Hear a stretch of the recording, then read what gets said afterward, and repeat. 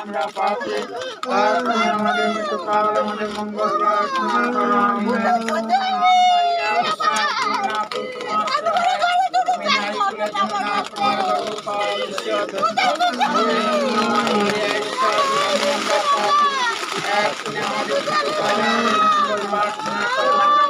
পিতা পুত্র পবিত্র আত্মার জয় হোক, আদিতে যেমন হইতে এখনো যেমন হইতেছে এবং যুগে যুগে সন্ধ্যা কাছে আসো।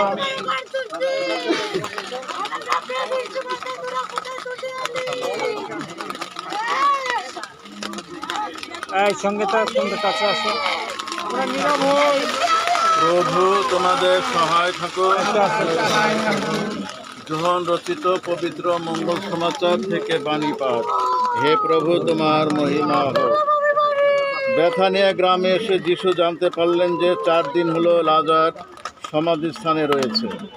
বেথানিয়া ছিল জেরুসালেমের কাছেই 2 মাইলের একটু কম দূরে। অনেক ইহুদি তখন মার্থা মারিয়ার কাছে এসেছিল ভাইয়ের মৃত্যুতে তাদের সান্ত্বনা জানাতে।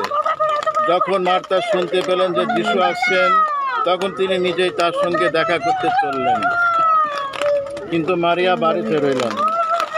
মার্থা যিশুকে বললেন, প্রভু, আপনি যদি এখানে থাকতেন তাহলে আমার ভাই মারা যেত না। তবে আমি বিশ্বাস করি এখনো আপনি পরমেশ্বরের কাছে যা কিছু চাইবেন তিনি তা আপনাকে দেবেন। যিশু তাকে বললেন, আমি পুনরুত্থান, আমি জীবন। কেউ যদি আমাকে বিশ্বাস করে সে মারা গেলেও জীবিত থাকবে, আর জীবিত কেউ আমার প্রতি বিশ্বাস রাখে সে কোনোদিন মারা যাবে। তুমি কি একথা বিশ্বাস করো? মার্থা উত্তর দিলেন, হ্যাঁ প্রভু, আমি বিশ্বাস করি আপনি সেই খ্রিস্ট পরমেশ্বরের পুত্র, এই জগতে যার আসার কথা। এই হলো প্রভুর বাণী।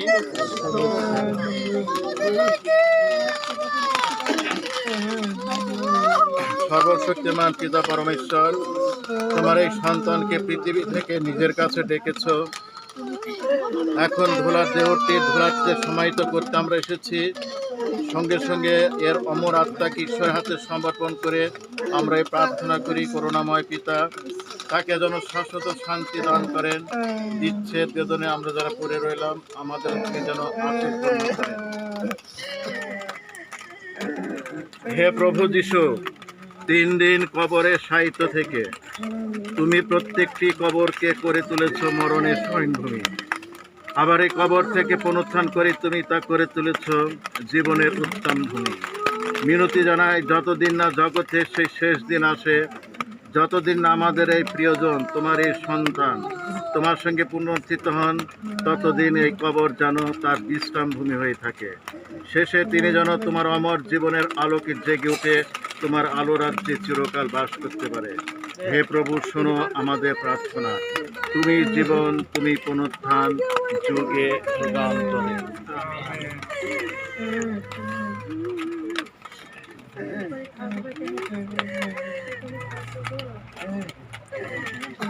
স্বয়ং জীবন বিধাতা তোমার এই সন্তান আমার প্রিয়জনকে এই পৃথিবী থেকে নিজের কাছে ডেকে নিয়েছ। এখন আমরা এই ধুলার দেহটি ধুলাতেই সাহিত্য রেখে যাচ্ছি। এই মরজগতে খ্রিস্টের প্রথম মৃত্যুদের মধ্য থেকে উজ্জীবিত হয়েছিলেন। তারই মহিমার স্পর্শে তিনি আমাদের ধুলার দেহটি নবরূপায়িত করবেন। এই কথা বিশ্বাস রেখে এখন আমরা তোমার চরণ কমলে আমাদের এই প্রিয়জন প্রভুদানকে তোমার চরণে সমর্পণ করছি। তাকে শান্তি ধামে তুমি বরণ করে নাও। জগতের শেষে তিনি যেন মরদেহটি নবমহিমা জাগ্রত করে তোলেন। পিতা ও পুত্র ও পবিত্র আত্মার নামে আমিন।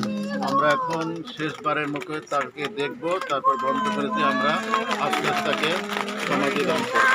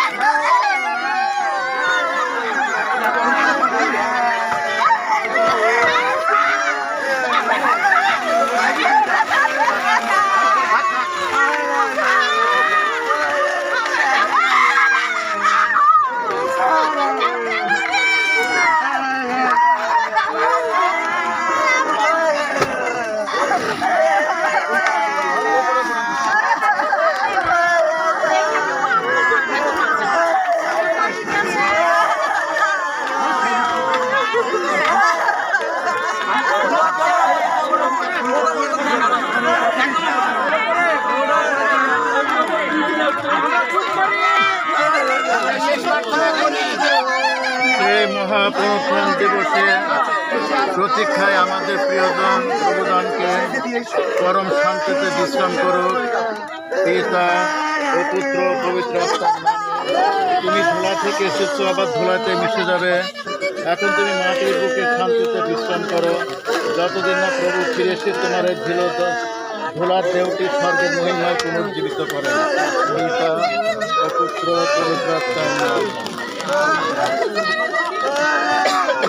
প্রভু তোমাদের সহায় থাকুন। সর্বশক্তিমানী পিতা ও পুত্র ও পবিত্র আত্মার সাথে।